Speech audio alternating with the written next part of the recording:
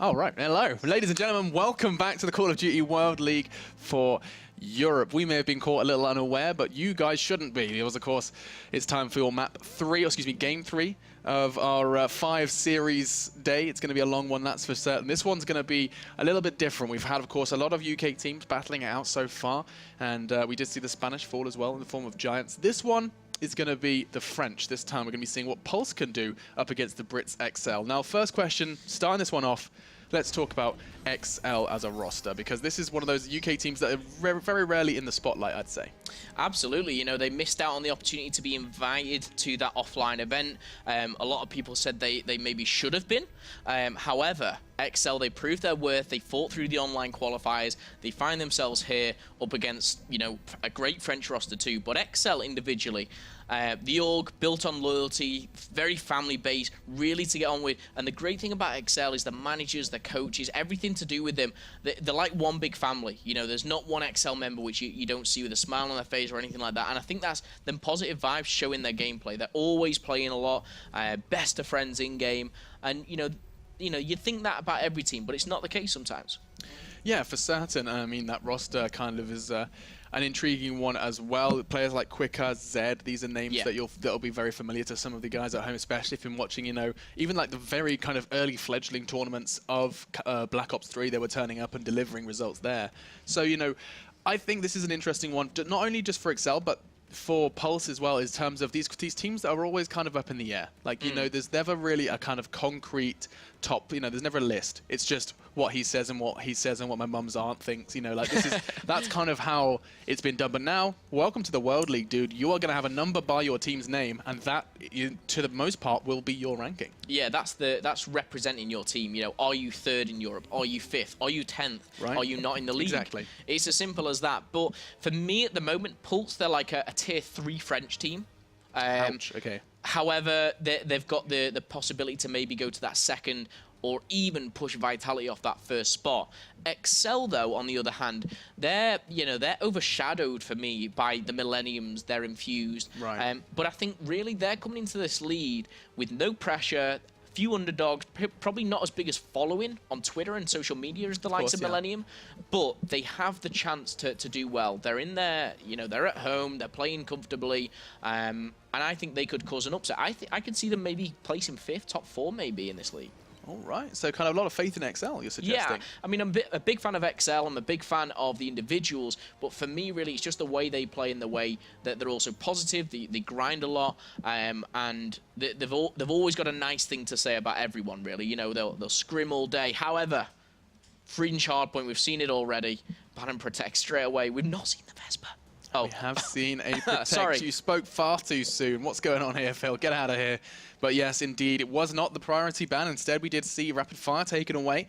Instead of Protected, perhaps that's something they've considered and a little worried about. We are going to be seeing, though, the Pharaoh taken away. That's the first of its kind. Interesting to see that SMG taken away. That's most definitely, I can only assume, a targeted ban. High caliber and concussion following that one. It's no surprise that Flash is in quick succession. Potentially going to be seeing Semtex taken away as that final one. Maybe we haven't seen any specialists taken away as well. And being this hard point, you could expect to maybe see 1 or 2.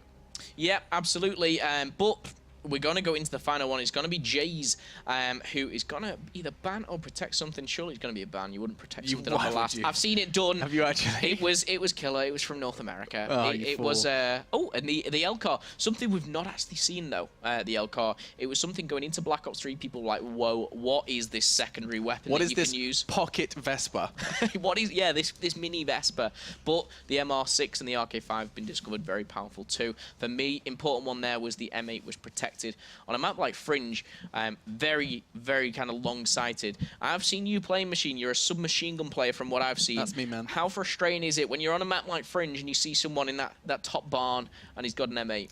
Well, you either scream at your teammates or you just kind of beg for cover, because it's, especially in that mid-hard point, you're not wrong. There is almost zero. You're going to be basically finding yourself crouching up against that truck, begging and pleading for something, some sort of frag to come in. But I mean, yeah, we've touched on it already. Just make sure we haven't had any surprises. A heat wave for Vizox that's not the same, can be said. It is both Firebreak. This time, Purifier brought in for XL, so that's the only real change we're going to be seeing there. In fact, tell a lie. No Annihilator either. So 2 Fire Breaks coming in. We have a Heat Wave and the Purifier for Pulse with the kind of Annihilator change for XL. Scythe, of course, comes without saying. We've been seeing that almost, I'd say about like 95, if not 100% of the time. Yeah, I mean, it's going to be... I mean, 2 Purifiers for me is the kind of changing one in this one. We've seen kind of 1 picked out on Breach, I think it was, for the Search and Destroy. But for me, 2 Purifiers, close quarter combat on things like the third hill in white, and obviously this kind of, as you can see on your screens, this kind of middle shop, this as what a lot of people will call it dub for double windows. It's just a short name. However, that makes me think of that dubstep room. Exactly, yeah, dubstep. Back in previous Call of Duties, there was a dubstep. There was. Yeah. I remember that one well. But close quarter combat, Purifiers, that's all I need to say. We're going to see something. We're going to see things heat up. Oh, that was machine level cheese.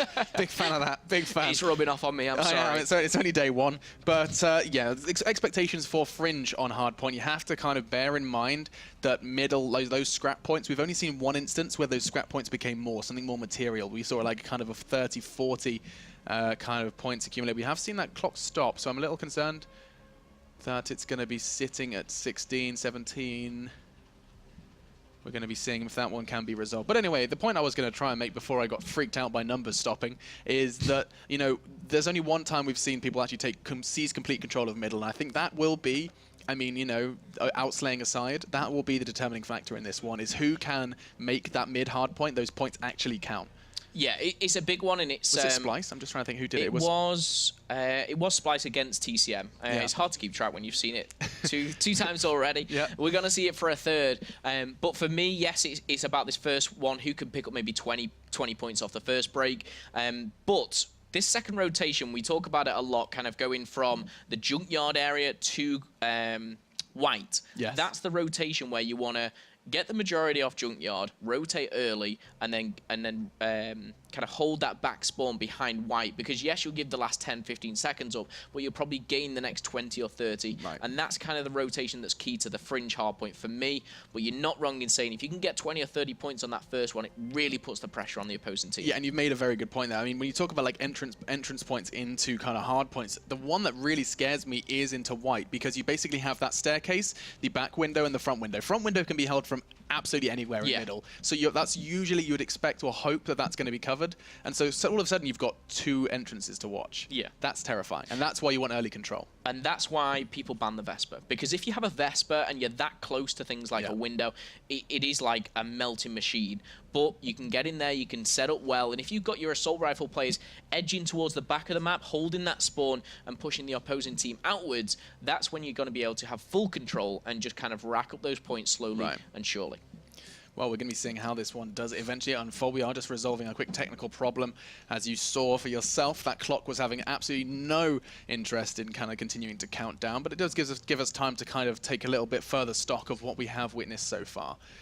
Just because, I mean, we've kind of rushed through it a little bit. We can, of course, just kind of recap. For those of you that have just joined us, I have no doubt there are plenty of people that are still wondering who on earth I am. So I can go ahead and, of course, if you didn't watch the European qualifiers, I was hosting the desk for that one. An avid Call of Duty player. I played far too much Call of Duty during my exam periods, I'll be honest. I was a big fan. I was really kind of diehard Call of Duty for a long time, especially Call of Duty. You played it as well? Modern Warfare. Yeah, big tournaments as well? I did, and I basically kind of I work on previous FPS. Now I'm rocking some Call of Duty World League as well, and hoping, you know, me and Phil can kind of be a little bit of a married couple.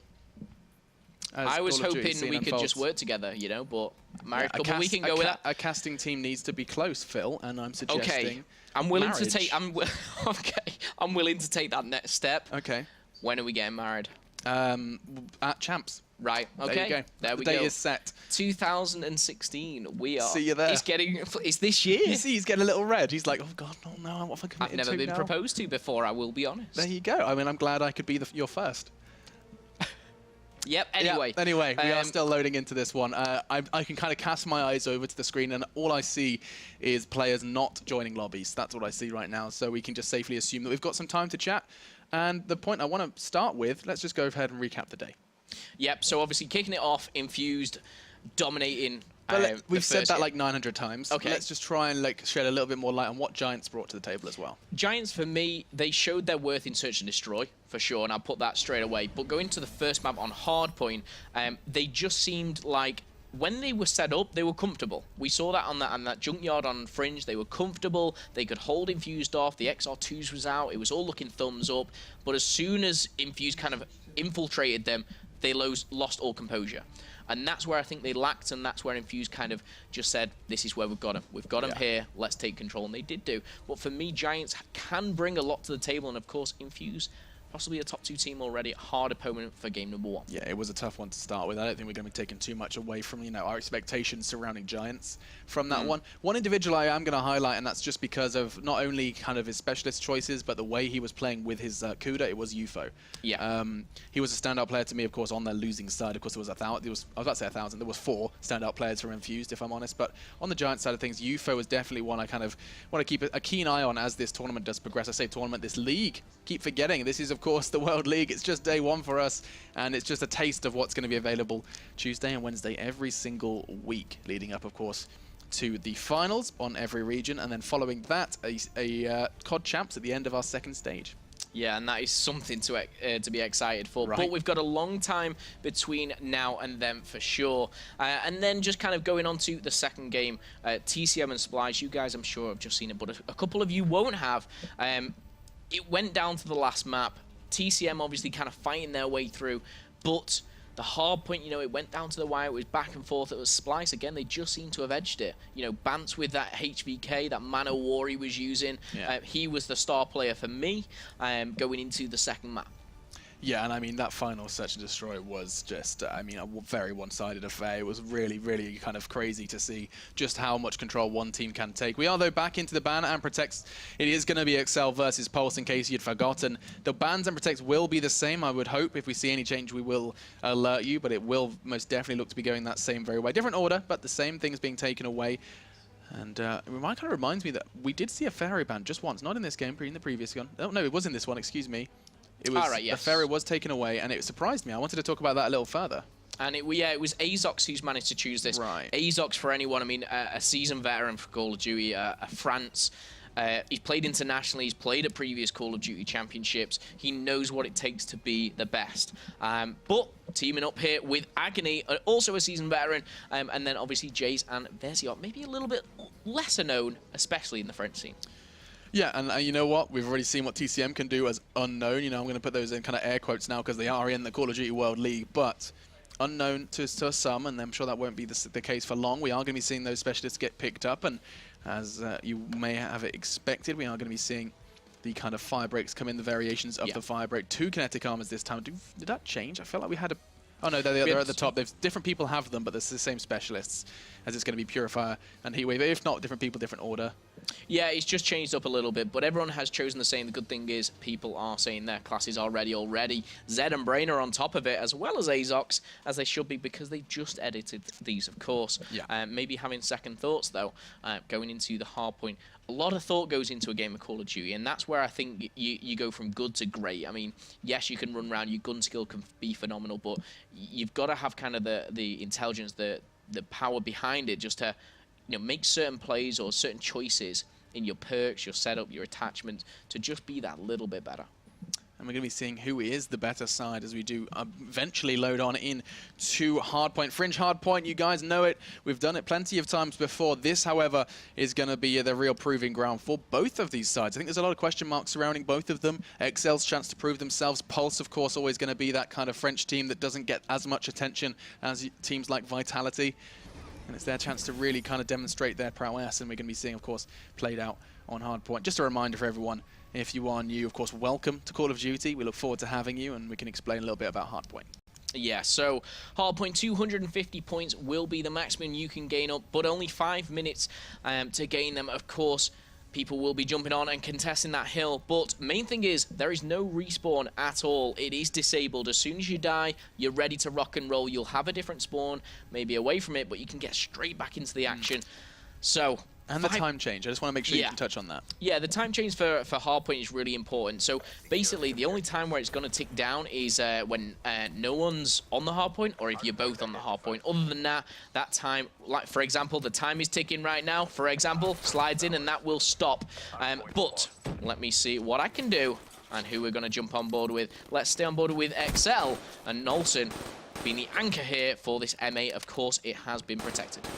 Yeah, and he's just going to kind of teach us why eventually does take down Agony. Was kind of clipping through the corner, but that's enough. And oh my god, this could very well be another one. One more burst is all it takes, but he knows he's got a lot of angles to watch. And just, oh my god, speeds into the site. He's going to go ahead and secure it.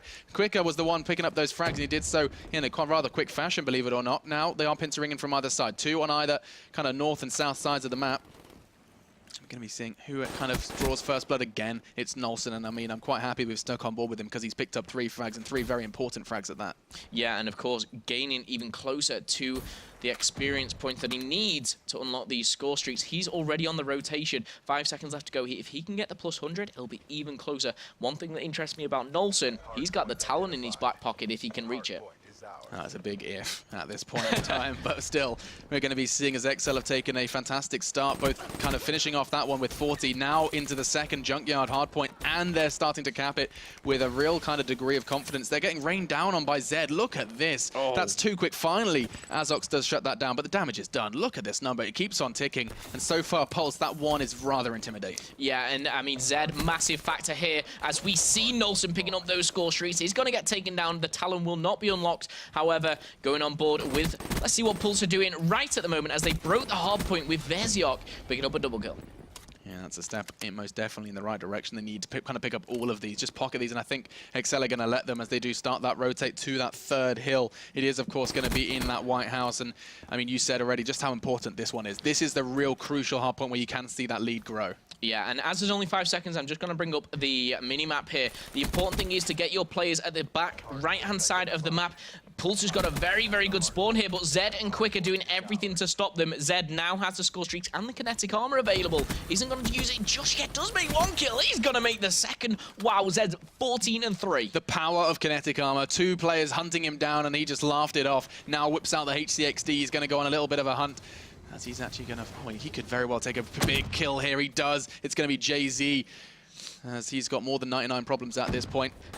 Nice frag again. Zed onto Azox. Just 28 seconds left, and XL already nearing on 100. Absolutely. And Zed, 16-3, still going. 7 kill streak to his name. 46 seconds on the clock to his name. Breaking that 100 mark. And 4 minutes still available. The time is just ticking up and up on the points for XL. This is almost the most one-sided start we've seen. I should almost flick over to maybe someone defending Zed. Quicker and Brain doing everything they can just to kind of shut them down. But this is something very unexpected. I thought the boys from Pulse would have more to say. Well, let's see if they can finally have something to say here on Train, as they are going to be just kind of pushed and pressured again. It was Quicker who's been doing a whole lot of damage. Zed is the follow-up, and they're trading out. They're going almost hyper-aggressive, but look at those streaks. Look at this. Hellstorm, Lightning, and HC all waiting in Zed's back pocket. He's not interested in using them yet. I wouldn't be surprised if he uses that for some mid-control in that next rotation. I agree with you completely. I'm a big fan of Zed. He's on 20 kills already. You know, the potential to hit this 40 bomb. VMP, though, you know, the Pharaoh is banned, we saw the Vesper ban. It just seems like one thing that is great about Call of Duty Black Ops 3 is everyone has kind of taken this versatile playstyle of being able to use everything. And that's just so important. No more, you know, gone are the days where there's a man that specializes in one weapon. And if they are, they're going to be realizing that the Ban and Protect is not their best friend, if that's the case. Now, though, those final scrap points, those final 8 are going to be thrown onto the XL side of things. Lightning Strike is going to be making that call. And now, actually, potentially a melee kill, but no. Versiok laughs that off with the RK5. Quicker with response finds Azox's head. And this is just going to be going back and forth until that mid-spawn. And this is where the score streaks. This is what I was expecting. And you can already see that Lightning Strike was establishing some early control. Yeah, unfortunately for Brain, they did spawn behind him. And it looks like Zed is going to continue this absolute dominance onto Pulse. He's going to pick up a kill himself, but Nolson actually taking him down with the Lightning Strike. But again, looking at that scoreboard, we're talking 120-point lead now, nearly, for the boys on XL. Yeah, I mean, this is kind of a beautiful wraparound from Zed as well, because he's going to be able to not only kind of deal with these... Oh, no, he's looked away. I was going to say deal with these spawn positions, but it also enables him to completely defend that mid flag, or that mid point, excuse me. 20 seconds, though, and it's going to finally be contested straight out the window. He's not interested. He has both kinetic armor. Oh, now's the time to pop it. No way! He's going on a slaying spree. Kinetic armor is going to aid him. Just one more. No, two! Zed! He is most definitely not dead, and he's going to find potential another one. No, Jay-Z finally finds his head, but look at the damage done. 175 to 39, and Pulse, they are kind of living on a prayer. They need to find something, and they need to find it soon. Yeah, I mean, for Zed, really, 27 and 7, picking up the 4-piece with the kinetic armor. I mean, I want to kind of almost move away from him, but he's doing everything you should do as a Call of Duty player. He makes the 2-piece with the Hellstorm, and he's just on a tear, nearly hit 30 kills, and he's got so much time to play with now, and he's even spotted more enemies, as he takes him down. Zed, still raining fire now. I've got to go over. I want to see what Pulse are doing to try and get back in the game. Yeah, this is kind of the real question, is what can they do now? Veziok's going to be the one trying to find the entry. It's a Purifier there, but he's at a bit of a kind of disadvantage with that kind of range. Took a risk getting that Purifier out there. Team Kilt did come in. Agony taking down Veziok. He's going to be kicking himself for that one. But still, the points are going to be coming in. And finally, Pulse can maybe, I just say maybe, because they have just left it for a second. They are going to breach 50. Before we do set our sights on that rotation. It's a big one. It is going to be that White House. We saw just how many points Excel accumulated with this rotation. This is the important play here. Jay-Z back on the hill. Nice. Out the rotation, picking up 2 very important kills here. But we see him being closed in. He's going to be challenged. And Zed, once again, the man of the moment, 32 and 9. Just saying no to absolutely everyone as he gets taken down. It looks like this is going to be a bit of a battle inside the hard point. I'm not sure who's going to take this. Trading kills either side. Points are going in favor of Pulse. As Brain tries to enter with that. RK5 does gonna get taken down. As soon as you are hit by that Purifier, you are not staying alive.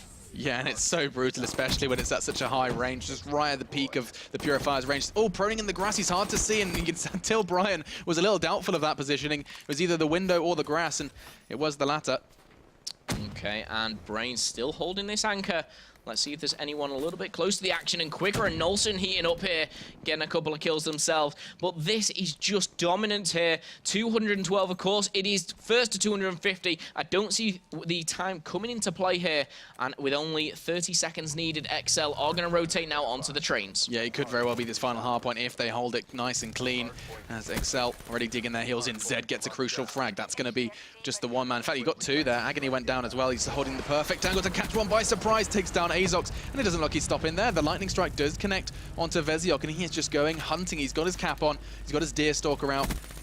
No. Oh my goodness. The VMP. What is this? It looks like an assault rifle in his hands, and he's just still on hunting. XL have, however, encountered a bit of a congestion on towards trains while his kind of fragging goes elsewhere. I think Zed's just having like the time of his life right now. He's not worried about the score. He's 245 to 65.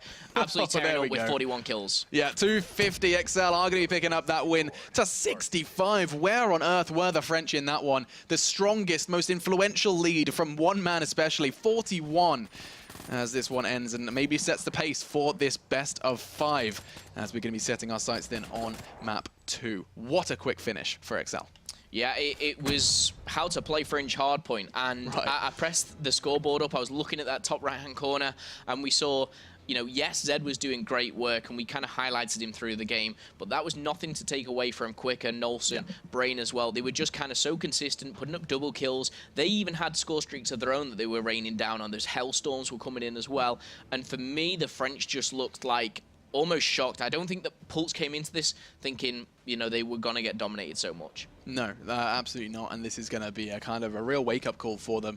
I mean, I'm pretty sure a couple of Hellstorm double kills is going to wake anyone up. But that's one way to do it. And that's going to really kind of set the pace for how this second game is going to unfold. We're going to be going into Breach next. And it's going to be an interesting one. Search and Destroy on Breach. Already we've seen like emergences of different play styles, but if you were to transfer what that hard point felt like to Search and Destroy Breach, I cannot in my mind put that together. Like, are we talking rushes? Like, how is this one going to play out? And hopefully Pulse are going to show a little bit more of themselves. Yeah, I mean, XL had all the specialists, all the score streaks. That's not going to be the case in Search and Destroy. It doesn't happen that way. They were almost playing with delusional confidence. They were jumping around, they were spinning around, just making kills. And when you've got such a lead, you can afford to do that. But in Search and Destroy, even if you got 3 rounds lead, you can't afford to do that. You've got to play very concise, calm, collective, and everything else as well, because it all comes down to teamwork. For me, this has to be closer. I mean, it's going to be closer because you can't get more dominance than the hardpoint we've just seen. Right. But the French really kind of need to take a break, say, look, forget that map. Map number 2, Search Destroy, this is where we come back. Yeah, and you know, you can only assume that they've been kind of sitting back, relaxing, watching other teams competing, and so they've definitely had their fill of just watching how this map plays out, the pacing of the other teams. They've definitely got a good feeling now. You know, this is our 3rd of 5. They've got a good kind of, you know, paces set, understanding of how this is going to be playing out. And I mean, I love the idea that this is going to be changing as the season progresses, because there is, I know it's been played a while, it's been out a while now, but with the World League kicking off, there is just going to be like an abundance of professional Call of Duty players playing these maps and these game modes. There's going to be so much like kind of to watch and to absorb and to kind of develop a meta surrounding it. Now, like these next couple of months are going to be incredibly exciting when it comes to how, like, I mean, that breach we first casted to the breach we're going to cast in like 2 months' time. Completely different. Yeah, and that's the best thing about Call of Duty is from day 1 to day 365 a year later, it's completely different. Yeah. Because you go from using one gun to a different, to using certain nades to certain spots, to be like to using that 0 jump spot. Yeah, and now people will be like, you know, maybe watching that a little bit more, pre-aiming it with a sniper themselves. This is how it works. And there's a counter to everything, and we say that if there's something that's so overpowering, everyone would use it, and that's why we see such versatile players, is because there's a counter to absolutely everything in the game. And that's, I mean, you've just touched, you kind of hit the nail on the head there with the word versatile. Like that's quite literally the bread and butter of a good Call of Duty player, is you need to be versatile. Examples, you know, we've already seen players who switch between the AR and the SMG, and they're looking very flexible with that now, which is, I mean, something that would have been a lot less common, I think, as the timeline started. Excuse me, I'm struggling to speak now. We have been speaking for a while. I do need to kind of take a drink of water wherever that may be before we do dive into our 3rd game. It's going to be, 3rd game, 2nd map. Yep. There we go. I got there eventually. Search and Destroy Breach. And well, you said already that Search and Destroy is, what did you call it? The winner of? It's a very well-known phrase in Call of Duty that S&D wins championships. Right. And it came up because, you know, hardpoint, capture the flag, uplink your respawns. It was almost like an on-the-day thing where every team was brilliant at it.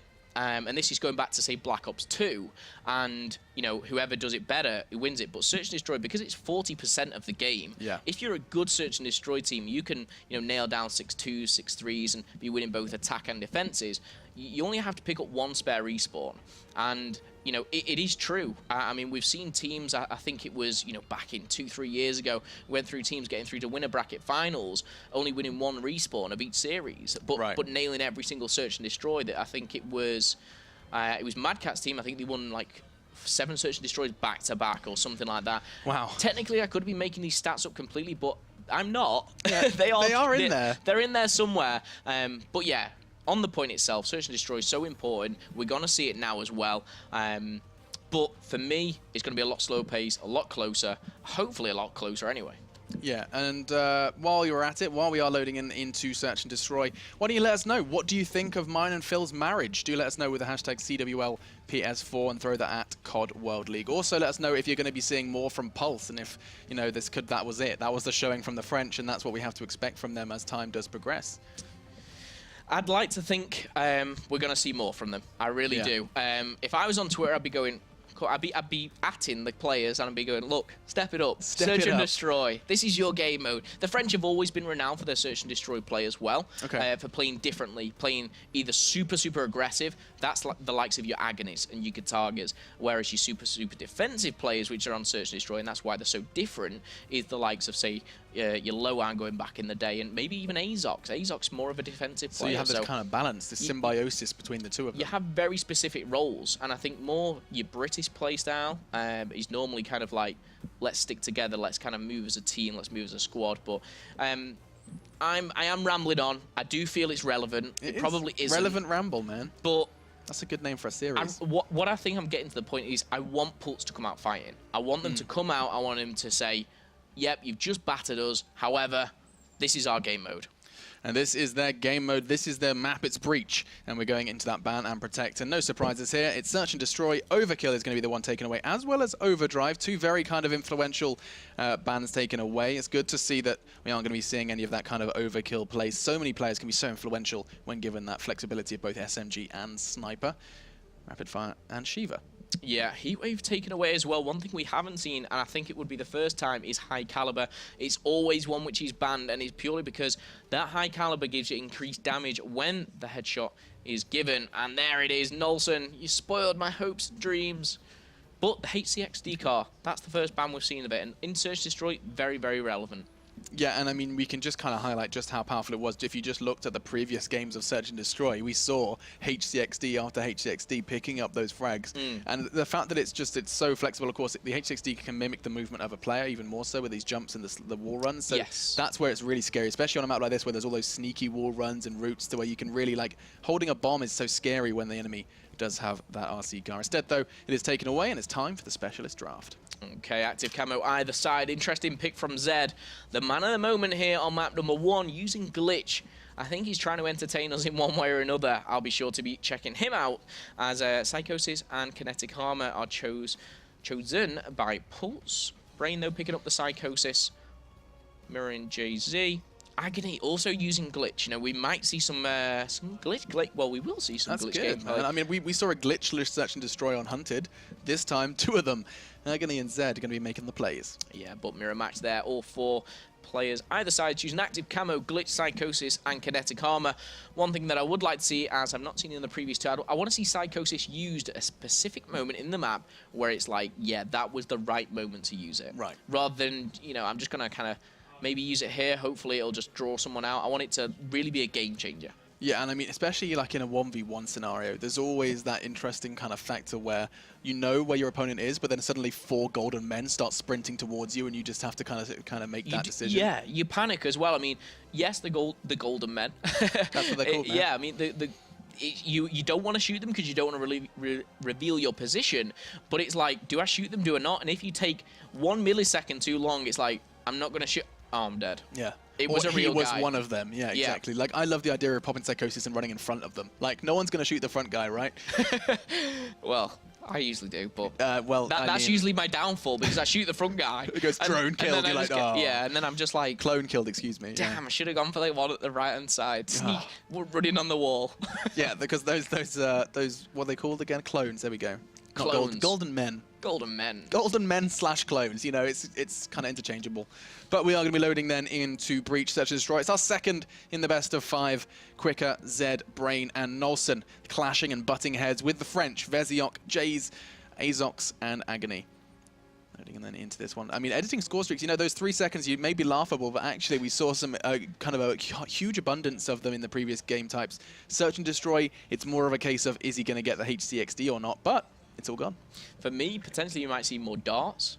Okay, that's like a kind of like an option. Yeah, I mean, dart for me, it's probably the one you'll unlock first. Search and Destroy, you're not gonna, you know, rack up 3,000 points in a row like your hard point, and if you're Zed. But on Search and Destroy, you might be lucky to get a HC car.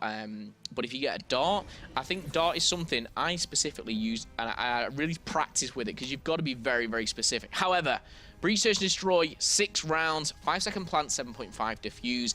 1 life, of course, for yourself. So you've got to be careful going into this Search and Destroy. You want to be making those important kills and not be falling down because it will be the detriment to your team. But Breach, very, very good map for Search and Destroy. You're going to see this predominant B bomb sites. However, that one next to Palace, if you can get the bomb down, it can be very, very hard for your opposing team. I think so too, and I think that that's going to be the lesser kind of explored route, but it's very valuable to keep your eyes on that one. There's a lot of pushes through middle I think we're yet to see. But either way, lots of VMPs, and SVG though going to be in the hands of Zed, and that just excites me, so we're going to stick with him for a while and see if he can get the opening pick towards middle. He's going to be pre-aiming, expecting someone to kind of emerge through middle, but instead it's going to be a 2-2 split for the defenders. 2 on A, 2 on B. And Nolson is going to be the first on the scene alongside Quicker. Yeah, Quicker and Nolson breaking into this A Palace side. Trophy systems are going to go down. Looks like the quick plant is going down as Veziok falls. Also, Jays falls as well. Now a 2 versus 4. Let's see what Agony and Azox do. Agony going for the wall run. This is a nice route from Agony. He's going to be relatively undiscovered. However, time and numbers are against him. 35 seconds on that bomb, and he's now gone. MR6 from Zed a little too strong. Nolson does the same, and that's a very quick start for XL. The fact that they just kind of strolled into A and got the bomb down, we just said it's a B-heavy map, and they've just demonstrated not today with that one. Yeah, it was just, that seemed to me like so practiced. That's like a team going away. Let's practice our A rush and really kind of working the way through it. Because you have to remember, Zed had the fast presence in middle, so there was zero likelihood of someone rushing middle. Yeah, they knew that was completely removed, so it was only Palace was the only threat from that plant. That was interesting. I liked it. And now we're going to see more of a typical play rushing B for the attacking team of Pulse. But wow, look at that minimap. You've got 2 players from XL already on the B-bomb site. Yeah, and he's out of there. He's sitting on Portal Losers now. It's going to be Nolson trying to do something. Not enough. Going aggressive, and his teammate does too, and Zed trades it beautifully on the aggress. Seeing that kind of offensive defense now, their best friend at the moment. Jay-Z, last man standing, and he's just going to be trying to kind of hope and pray that someone walks into his crosshair at this point. The bomb miles away, and no one's on the flank for them. Yeah, this is pretty tough ask here for Jays. For me, if I was Jays, I'd be trying to take Zed off his score streak, or his kill streak, if you like, because he will be edging closer, bringing up that scoreboard. Zed already on 300 points. If he does get any closer, he could be unlocking the dart shortly, but Jays taking his time. 35 seconds left on the clock, is going to go for B. Yeah, and you've already highlighted that, you know, even if he's not winning the round, taking that away from Zed, I'm pretty sure that could very well be Zed. He's coming around with the RK5. Zed's on a bit of a retreat, though, trying to keep him busy as teammates do rotate. They know exactly where he is. The Shadow does kind of sell him a little bit short, though. The RK5 not enough. Hunted from either direction, and Brain a bit too smart for that one. And that's going to be 2-0. I like it. Brain a little bit too smart for the guys from France. Backing up his teammate, though, I really like the way that they just kind of pincered him in. They pinched it. He was going nowhere. If he was doing anything, he was picking up 1 kill. Maximum. Which, of course, as you highlighted, would have been just to take that kind of points away from Zed. No cigar. XL, though, 2-0. We're going to stay on board. I'm going to stay on board with Zed. Does he have this sniper out? Yes, he does. Can he perform what Zero did for Infused? Looks like he's headed there. Oh, he is. Maybe he's been watching. Taking notes. Maybe it's just something that everyone does and I don't. Maybe, just maybe. Oh, if he does one more time, he could have actually had a glimpse of someone there instead. He's changed. Does opt for the VMP. I'm pretty sure overkill was banned. Yeah, no, I think he actually changed class just in time. Just in the nick of time. Yeah, that is sly. I'm in love with it. Nice play from Zed then, as he kind of counters that overkill ban. That's something quite special. Bomb does go in, though. 40 seconds, and it's going to be kind of coming down to Pulse to retake, but no. Agony is going to be in a spot of bother, courtesy of Nolson. And the second one's caught sliding across the floor, but that's intel gathered, even if it's not a frag. 4 versus 2. The numbers are stacked against him, and now it's even going to be more so. Jay's now down as Zed finds that frag, and he could very well find this one as well. This is just going to be more points for Zed. It is in the toes as Feziok goes down at 3-0. Yeah, interesting one there. As I hopped on board from Zed because I could see the full flank coming in, but as the HC car was taken away, it doesn't look like he's picked up a 3rd score streak. Maybe he panicked a little bit. He's only got 2 in his back pocket. Oh, really? So it will be a bit of a kick in the teeth if he does manage to unlock them all. But currently 5-0, quicker. Not even done anything. Oh, he's two plant. He's the objective player. He's got there 2 plants to his name. Eat your words. Because those 2 plants they've actually come surprisingly quickly and easily for XL at this point. I think the defense on Pulse definitely has some holes in it. We'll be seeing what they can do with it now. This is the first time we've seen aggression in middle, and it's going to be costing them their life. Traded out, though, 3 for 3, and the bomb is in middle, and was in middle, as that bomb carrier is now down. Agony's going to be kicking himself now, as what a vulnerable position to lose the explosives. Yeah, Azox is in this top AC unit, is going to be challenged by Zed, none other, once again, and Jay's left in a 1 versus 3. Not looking likely for Pulse, and they are going to finally get a glimmer of hope as Zed does concede his first death. 6-1. But that's kind of the only start of the story. Does have the EM8s, of course, those long-range duels are something he's willing to take, but 45 seconds and that bomb so hard to retrieve. Agony responsible for that position. And he's going for it.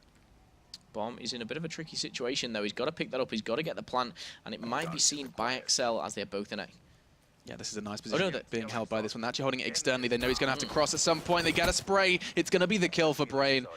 And that's going to put 4 on the board for XL. This, my friends, is starting to look a little bit like a whitewash. Yeah, XL for me are just showing kind of why they should have been chosen for this league. I mean, they're proving a point. But for me, I mean, you know how you said, like, what would it be like to see Hardpoint in Search and Destroy?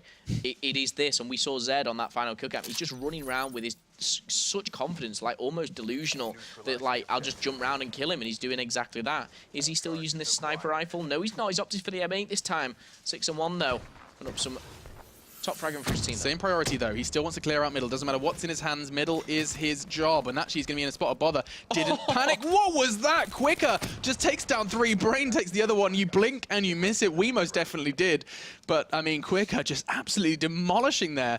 In the meantime, I mean, like, where did those frags even occur?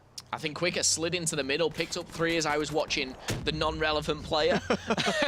I quickly jumped on board with him afterwards to see the celebration. There's no way you could have known. Nuts. But Quicker, living up to the name, rushing out there. Previously a Swedish champion. Quick trivia for you, but he's actually Scottish. A Scottish Swede. Yep. That would be a funny accent to hear. He is Scottish, but he was a Swedish champion in Call of Duty. However, let's jump on board the attacking team. You know, 3 kills to his name. Jace is the only one making an impact at the moment, as Veziox and Azok yet to pick up a kill.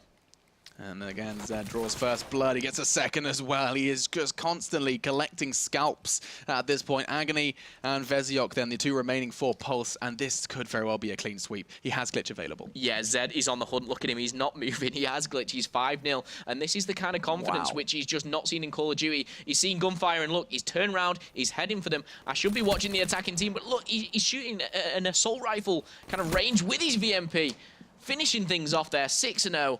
What a way to do it. 9 kills, and Veziox and Azok didn't manage to pick up 1. And that, my friends, is testament to the skill gap between the top and the bottom of the Call of Duty World League. And this is, of course, just a taste of what the landscape of the World League will look like. Pulse not going to be able to perform like that again. Like this is going to be a kind of forget about it, let's turn our attention to the future kind of thing for them. And I mean, at that point for them, they just need to be like, right, guys, there's 3 more maps, 3 more game types. Let's just try and get something redeeming, like something that kind of will be nice to look at on paper. Yeah, and for me, I'm really surprised because I'd not seen too much of Pulse. They weren't invited here to qualify offline. However, they qualified online. They took down so many teams along the way to get here, and yet they come and they play XL and they just kind of crumble. And I'm really kind of shocked to see that. I'm saddened by it almost. You know, I wanted a fight. I wanted the French to come out roaring. Maybe we'll see that towards the to the end of the day. However, XL looking like the dominant force, but it's not over yet. Only 2 maps down. Yeah, most definitely not over yet. We do have to turn our attention now to Uplink Infection. CTF is the 4th, which will be kind of up in the air whether or not we're going to be seeing it, considering the performance we have just experienced over on Search and Destroy Breach. But yes, we are going into Uplink, and already we've seen actually some incredibly fun games on Uplink Infection already. Like every single one has had something a bit different. The 16-0 was one, but also the kind of approaches people were taking with active camo and those caps, the like bodyguards defending on the wall run. There was a lot going on already, and if you missed it, of course, you'll be able to catch that on the VOD. But right now, you need to stay tuned, because we're going into it once again, and we're going to be seeing if anything new comes up. Yeah, I'd like to think so. I mean, we've got 2 brand new teams. XL, they are exciting to watch, especially Zed. He's really heating up in this game. What he has to offer in Uplink to Hardpoint and Search and Destroy yet to be seen.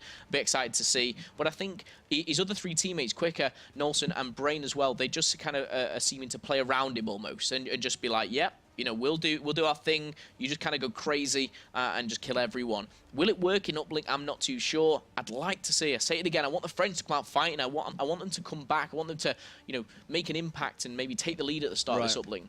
But maybe I'm just dreaming. Maybe, just maybe you're chasing pavements. We'll see. But I mean, this is going to be a question of, okay, let's just forget about Pulse's opponent right now. The main focus for them is going to be making this respectable. Like, quite genuinely, I think, if they were to finish this one after a 6-0 defeat, a grueling, like the biggest hardpoint lead we've seen in a while, like over 100 points separating the 2. Was it 250-60 or something? 250, I think it's to 46, or maybe 64. Maybe I was wrong on that one. I think it was something like that. But it was only double digits. Yes, exactly. This is what I'm saying. Those are 2 losses. Those are harrowing losses that you just cannot concede regularly and keep positive. So have a good mindset. Don't even think about winning. Just think about, you know, keeping that score nice and tight, and then focus on the future. This is game 1, for heaven's sake. This is an entire league. Don't have to win them all. But right now, lose gracefully. Yeah, or even put up a fight. They've got a lot of fans, these French, you know. Oh, yeah, A 100%. huge Call of Duty fan base, and for them to come in and kind of show a poor performance or an unexpected performance, it's quite demoralizing for them. Like you said, only game one, but, you know, as a player, we both know, you know, losing your first game is not a nice thing. No. But a lot to go away from. They'll have, obviously, another week, you know, to kind of get back on it and play some more games. But we'll see them, obviously, tomorrow. Will they be better? Yeah, and that's what I love about this is the fact that we've got 10 teams, 5 games. We get to see, you know, a little kind of example of what every single team is offering, especially at the start of the league. That's when it's most important, when we can just see, you know, how every team is starting to play and also getting a feel for those real leaders, because that's what I'm excited for. Who is going to be the top 4 and in what order? I mean, are you asking a question? I mean, I'm more of a sit on the fence kind I know you are kind of guy. I mean, everyone knows the favorite at the moment is Millennium. Yeah, of course. But I'd say Millennium and Infuse near the top. The ones that I think you're really asking me is who's going to be breaching that top 4 mark. Bingo. XL may be one of those teams for me. And especially because they're in the comfort zone, they know what they're doing, they're very well practiced. I'd like to see maybe XL kind of breaching into that. Vitality, top French organization. Splice. Big team. But Splice, I think Splice and TCM, I don't think we've seen the best of them yet. No, me neither. But I don't think we've also seen them against the best. We've not seen, you know, up against the toughest opponent. So hard to tell at this stage. But I mean, that's what the point I was hoping you'd kind of bring up, and you beautifully walked into my trap. I do that. Which is that, yes, that top 2 seems quite clear-cut now, but even now, that 3rd, 4th, up in the air. Like you've just listed off 4 or 5 teams that could be in that spot. I'll list the other 8 that potentially could be there. Yeah. That's usually what I would go for. You would have probably ended up doing. But that's essentially sitting on the fence. Yeah, I kind of left Giants and Pulse out of that. That was from what I've seen so far. For me, XL probably want to breach it. Vitality, I'd like to see. All right, you've kind of cut it down. I appreciate that. And Splice. All right, do you want to say Epsilon and TCM may sneak in there with Giants and Pulse behind them, but and LDLC, of course, brand new team. Don't forget about LDLC. So much talent. I think we may see like a joint first between everyone. They'll all be even and everyone's happy. There you go. And welcome to Philip Momo Whitfield. Philip sits on the fence, Whitfield. Yeah, that's how he rolls. Never choose a winner. That's right. Who's going to win the finals? Well, you know, it's a game of 2 halves. They're quite good at attack, so are they. They're quite good at defense. So I'm going to say neither. Draw. Wouldn't that make you happy if you could predict Imagine if the final, we were through all this league, we go to Call of Duty Championships, the grand final, we'll call it a draw. Yeah, it's been too late. Yeah, what are you saying, mate? What are you saying? Oh, it's probably going to be a draw. I don't 10 p.m. Got to get off. Draw. Call it a draw, mate? Yeah, no problem. Yeah. Flip a coin. Yeah, all right, sweet. But we can talk about that. You talked about champs. Why don't we go ahead and kind of overview the structure of said tournament and what's going on right now? You guys are wondering, we keep talking of leagues and various stages. Well, I'll let, once again, Momo walk you through what you've both experienced but what you're about to. Yeah, so 2015, obviously finishing that, we saw the offline qualifiers where the boys from Splice, Epsilon, Millennium, and one more team which I cannot remember qualifying. However, stage number 1, that's where we're at now. This is the league. This is the first stage. We'll see a whole league go by, and then we'll see those finals and relegations to see who are the winners of League 1 and who we will be saying goodbye to. We'll have that break, of course, not too long for sure, getting back into the exact same stage number 2 and those stage 2 finals. Of course, all of these building up, points accumulating. We will explain all of that for you, but it all comes down to that COD Champs where you want to be qualifying for it, and we will see that towards the end of 2016, going to Call of Duty Championships. And of course, you know, run through the money. This is what it's all for, really, isn't it, Alex? Yeah, I mean, across the 2 stages, 1.2 million prize pool. That's a number that I haven't said often, but that's indeed what's going on. $1.2 million across these 3 continents, North America, Europe, and, of course, the boys over in Australia. They have 8 teams, we have 10, and the North Americans are rocking 12, and the prizes are distributed accordingly. But it's definitely promises to be a really, really just exciting experience to see this. I love the idea of a battle of continents as well. You know, the idea of Europe trying to kind of, you know, really rise to power and North America defending their champions. You know, like, I love this whole kind of storyline that's being told. Yeah. And of course, that's all available across the entirety of Tuesday and Wednesday. Those are the days to remember. Those are the days that you're going to open your diary right now. Every Tuesday and Wednesday, just write CWL. And then a smiley face maybe, or machine is amazing, or something like that, and just go through your entire diary, maybe a love heart by my name if you want, I don't mind. CWL every Tuesday, Wednesday, of course, for getting that mid-season break where you're allowed to watch other things. Just for that mid-season break, though. Just for then that, we'll see you in stage number 2. You better be there. And, of course, building up to the Call of Duty Championships. It's going to be one big year for Call of Duty. I'm excited to be involved with it. And let alone, I mean, I don't miss one game. It's brilliant. I get to cast every single game for every single team. So if anyone asks me a question like, what happened in this game on that season, are you going to be that guy? I'm going to be like, that happened. You'll just kind of be like Rain Man. You'll just kind of disappear for a second, be like, well, I mean, it was this score at half time. Carried the 1. They won. 0. It was a draw. Draw. Difficult, Phil. That's the one. Yeah. We are, of course, blabbering on once again because we are waiting for one more player who I believe has actually just joined the lobby, so we should be starting very, very soon. That's exciting to me primarily because I really want to see Pulse pick up something kind of influential here. It is going to be on Uplink. It's going to be on Infection. And this has been the one which has turned the tides of some, but then I think about Infused Giants, and I think, actually, you know what? There was a little bit of a kind of a battle in some of the previous game types, and then Uplink kind of just separated them. Yeah, exactly. But Infection, great map to watch. It's about those power positions. We've talked about it before. For me, you're going to see these kind of a wall almost kind of coming together. Whoever's going to get those first picks are going to push up, and that's where you need to assert your dominance, especially if you're pushing towards that church side. You can really get, you know, the momentum behind yourself. You can get all of the points and kind of rack them up. But we're going straight into it. Let's see what they ban and protect. Hello, green. That's one of the few times we are going to be seeing that. But again, no surprises. Excuse me. The only protected item so far has been that M8. Rapid Fire going to be taken away immediately in response to that. And I mean, Rapid Fire, I think, has had 100% ban rate so far. I'm going to be throwing these percentages at you, but I'm pretty sure that that is the case. See what Agony and Nolson are going to ban. High Caliber, pretty sure that's 100, if not 93.3%. Recurring. Again, could be making that up, but it's pretty high, let's be honest. Along with others, you know, we've seen the M8, the Rapid Fire Vesper, but Key One Overdrive has been banned. It's been taken out. Obviously, a massive, massive play in Uplink. You can pick up a drone. You can make the play on your own. That's the thing with Overdrive, is you can make a big play all on your own, but without it, you've got to have the teammates behind you.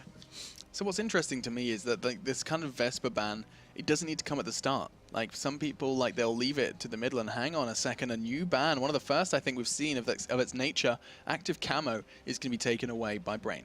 Yeah, I mean, we've seen it previously used in Uplink especially, and we saw someone grab the drone, walk through that church, and he was almost like hitting into walls and plays, but he was invisible. He's like, I'm still going, and he made that 2-point play. Yeah. So active camo taken out of it. I actually missed the last one. Don't know if you caught it there. But going into the specialist draft, I guess we're going to see something similar. Psychosis. I wouldn't have thought that would be an Uplink one. I'm quite surprised by the Psychosis, to be honest. Yeah, and I mean, I kind of understand your surprise, especially in the hands of Zed. There's so many kind of alternate options. I mean, Psychosis is more for kind of breaching points, both in Search and Destroy and in Hardpoint. You can kind of see reasons to pick it up, but not so much in Uplink. Maybe for the run. Maybe if you do have that drone and kind of pop Psychosis, they all have the drone. We could be seeing some speculation there. That could be exciting. It's not so commonly picked up. Maybe we're about to be told why, because hang on a second, Agony has gone for it as well. 2 Annihilators across the board. We are going to be seeing Heatwave picked up on the side of Excel. And we're going to see the response from Jace. So actually, kind of Tempest and either side, we've got ourselves an even matchup. Yeah, I suppose, you know, Overdrive was taken out, Active Camo was taken out. Maybe these are like the next ones in line. That's why they've chosen them. I'm just trying to think, you know, if I was playing Uplink now and I was using Psychosis, when would I use it? It wouldn't be on the defense. You know, I'd be, if I have the drone, or even if I'm just pushing with a teammate, just supporting, it's like, yeah, there's 2 of us pushing. Let's make it six of us pushing. So add a few players to the mix and it confuses the guys on either team. But Agony, you know, he's used it as well. Scythe and Annihilator coming in. Usually with these uplinks, we see more abilities than weapons, but it seems 50-50 on either side. Yeah, maybe that's going to be a bit of a development for this one. I love the pickup of Heatwave, and I understand it almost wholeheartedly, especially after the demonstration Josh gave us. If you cast your mind back, he was one of those players that really kind of demonstrated the power of Heatwave. When it comes to like breaking the kind of defense as well by just charging in, but also when you're on the run. Like, you come around corners, smash the Heatwave and just continue your run. Like, there's no point even taking the fight if you've got teammates behind you. It's just a kind of a bit of a safety procedure. But we are complete. We're going to be jumping into this one once the score streaks are selected, and it's going to go ahead and take us into a potential final map, unless Pulse can step up the game. Yeah, for Pulse, it's a massive, massive game. You know, you don't want to be going out on a whitewash. You don't want to 3-0 like the guys from Giants did. You know, these guys are representing their country as well as their organization. This is the COD World League, obviously representing here in Europe. We've already seen what the Australians have. I checked in to see what they were doing, big things over that side of the pond. But on the other side, obviously, North America afterwards. But Infection uplink, of course, completely different to anything. Unlimited score. You know, we can see some big numbers here, as we did from Infused. Time limit 5 minutes. And that respawn delay, very, very key. 5 seconds, Machine. Yeah, and I think that you've kind of touched on it already. It's a point I made in the past, but I do want to kind of hammer it home, is that the 5-second spawn delay makes frags just all that little bit more important. You pick up a couple of entries, 2, 3, all of a sudden, those 3 kills you've managed to accumulate open up the map, not only the site, but the map itself, and managed to kind of really kind of put a footfall in for your team. Still, we're jumping into this one, guys. It is going to be our 3rd map in this best of 5 series. So far, 2 under the belt of XL, and let's see if they can make it a 3rd as we jump straight on into the action. And it does look like they're going to be on the early offense. They could very well scoop that up in middle. Yep, 3 M8s for the boys on XL as Quicker opts for the submachine gun as he gets taken down by Jays. Zed, though, taking a more slower approach. He's going to come face-to-face shortly, though. I'm going to stay on board with him, see what he has to offer. Going to check in that corner or not. No, caught off guard. Agony managed to find that one. He is going to get traded out quite nicely, though. Quick on the trigger, believe it or not. And now sliding in, it was going to be, it is in fact going to be Vezion, because he does get caught again with that repeat. Jay-Z trading it out, though, and it's really nice. It is Jays, isn't it? Not Jay-Z. Jays. I'm going to go for Jays. I believe a long time ago I was told it was Jays. Could be wrong. Right, it's Jays. I'll take it. I feel weird talking about rappers mid-game, but we'll see how this one then unfolds. As you're going to be seeing this 2-man push, and it was a 2-man push because it's now both of them down. Beautiful stuff. Zed and Quicker now 6 feet deep. We're going to be seeing what Jays can do on this hold. There's still no real play surrounding the drone. It is quite literally just a battle for middle, which so far is being won by Pulse. Yeah, Jays is going to go for the drone now. He's opting for this right-hand side with the backup of Azox, though. It's just with all 4 members of XL alive, it is a death trap. Quicker exchanging kills. Jays going to get rid of that. Oh, picking up again. Going to get rid of it again. Playing a bit of Wally.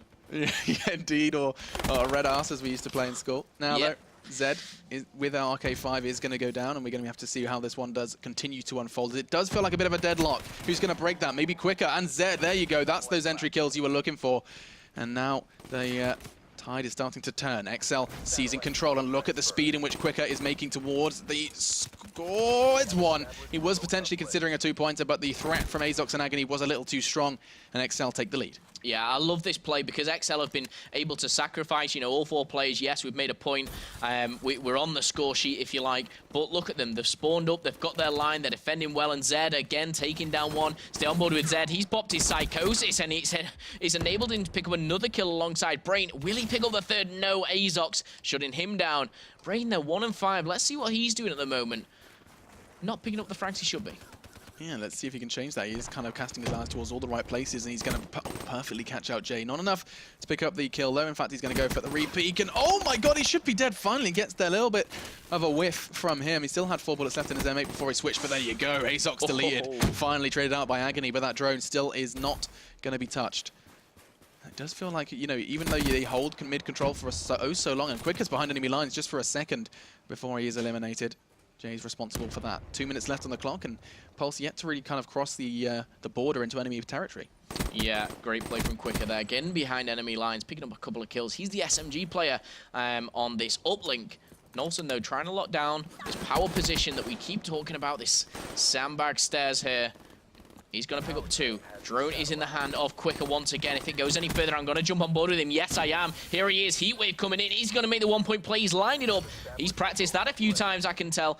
Making that play and extending the lead now 2-0. Quicker, phenomenal game.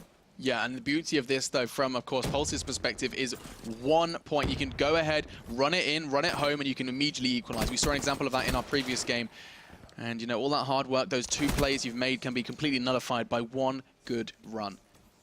Azox. Yeah, Azox playing a little bit slow to the detriment of the team. Nolson has the drone in hand. Usually we see it as Quicker. However, very versatile team. They can do everything. He's going to go for this 1-point play. Is he going to make it? Just whistled past it. That did look incredibly good, incredibly close. Either way, though, hit fire from Zed, too strong. He's using the M8 like a SMG at this point. RK5 as well, as he does rain down terror. And HXD is ready. Not as influential in other game types, but now Nolson's on it, and he just puts it into Brain's feet. Not interested. Psychosis saves the day, and Zed, he's just playing TDM at this point. Yeah, this guy is on fire. It looks like it looks like he's almost trying to just play for himself, but it's just working. He's now got the Hellstorm and the HC car available, but 4-0. Zed, for me, star player, and I'm sure for everyone else. Yeah, it's just a pleasure to watch. 13 for him. Let's not forget, as you said already, those consistent players right behind him, Nolson and Quicker. Both of them sitting on 8 and 9 now, as Nolson does collect one onto Jay's. Brain as well behind. A little behind on frags, but then again, he's just immediately changing that with a double. And that's going to be 5. 20 seconds left, and Pulse have absolutely no room to change as the Tempest is going to be thrown out just to keep them pincered in, and a couple of extra frags for the scoreboard. But, I mean, a credible first half from XL, and it's going to be interesting to see what Pulse's response is in the second half. Yeah, what can they do when they're coming up against an XL lineup so prepared? But now, additional to that, they've got the score streaks, they've got a few things up their sleeves.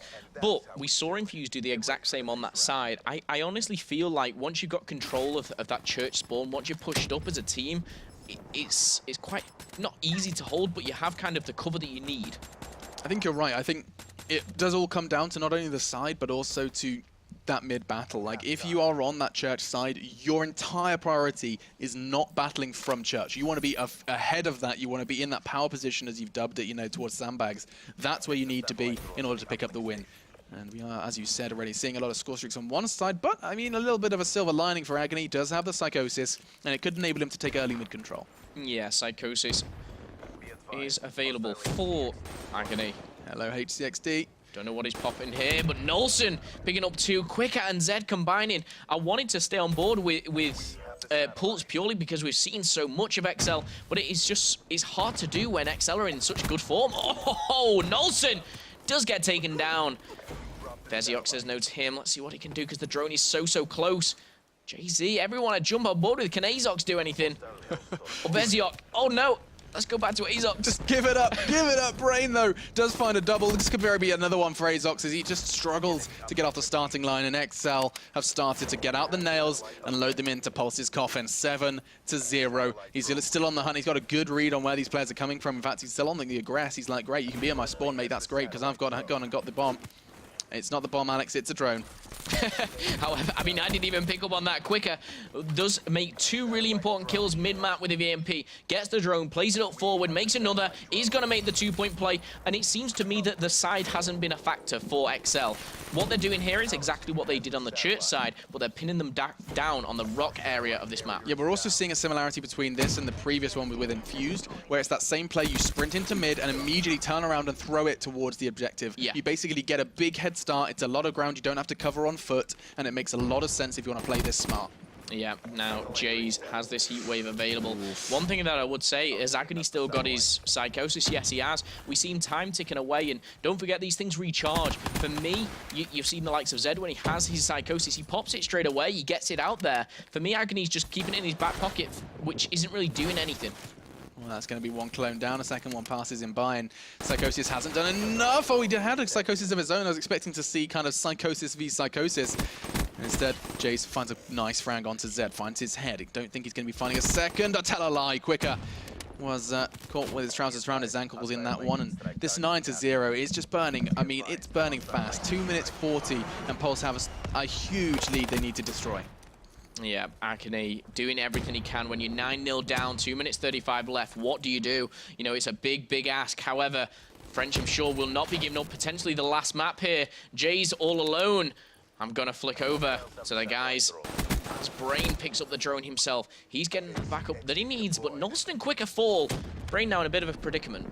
Yeah, I think his plan is more of a survival than a score at this point. He's going to go ahead and kind of, I was going to suggest, go for a run, but he's still waiting for his teammates to back them up, waiting for that Hellstorm to do some damage. And it did. Veziox down, but let's not forget, it's just a 5-second respawn. And he has just got his hands on that Tempest, so not the ideal candidate to be taking that drone. That's Quicker. Finds another one. Azox down. It does feel like these duels are 90% of the time going in favor of the Brits at this point. 1 minute 50 then, and they are just continuing to try and open this one up. It's going to be Jays who finally finds a response for Pulse, but only for a second as Veziox is deleted by the RK5. Now Nolson not going to be able to do much as Azox seems to be the kind of the knight in shining armor at this point towards the end of the second half. And just 1 minute 30 for Pulse is a battle for survival in their first game in the COD World League. Zed just doesn't seem to be missing a bullet. When I'm watching him, he's so accurate with this VMP, and it seems like his preferred gun almost. People are banning the Vesper. I think they need to take a look at this VMP. He's going to pick up the drone. Is it going to be a one-point play? Yes, it is. 10-0. So dominant. Going on board, Nolson goes down to Jays. And yes, we're seeing the kills. You know, we're seeing pretty much even scoreboards. Yes, that's going in favor of XL, but it doesn't reflect in the score at all. Not at all, and I mean, they kind of seem to have always, even in Search and Destroy, seem to be fragging in some degree. Yeah. It's the kind of objective play that seems to be eluding them a little more so. Jays, again, has been incredible from that one position, just playing Arch and playing it well. There's another one. Nolson now down. Brian. I'm going to call him Brian once or twice, I'm telling you. There it goes. His name is actually Brian, so it's brilliant, because just you're never wrong. I'm never wrong. He's Brian and Brain. Yep. I see what he did there. Soften the A in the eye. Clever Smart boy. Now, though, 35 seconds left, and Quick has collected a double. Brian/Brain has got himself one with the RK5. And I mean, this is it for Pulse. This is curtains. They know it. The French, I said they had to make it, you know, redeeming. They had to kind of show that they were capable of at least keeping competitive. But what is that? Nolson lines up 3, knocks him down like Skittles. And now it's just going to be Azox trying to kind of redeem his team. I'm a poet again, and I didn't know it. But 13 seconds, the drone's going to be loose in middle, and XL can just start shooting bricks. They know they'll pick this one up, and it's incredible to see a 3-0 victory for XL. Yep, a 3-0 victory. Very, very dominant, which I didn't expect. I mean, I went into this sitting on the fence as usual, saying could be a draw, could be 2-2, it's going to go to the final map. I thought Pulse would come out with more, purely because they qualified online. They looked good online. I watched Agony online, and he was kind of showing up. Yet we see him come into this, and he's just shut down. Now, maybe we'll see something different tomorrow. Maybe we'll see something different throughout the league. But right now, we're seeing the same and repeat of the Infuse game, where it's just a dominant 3-0.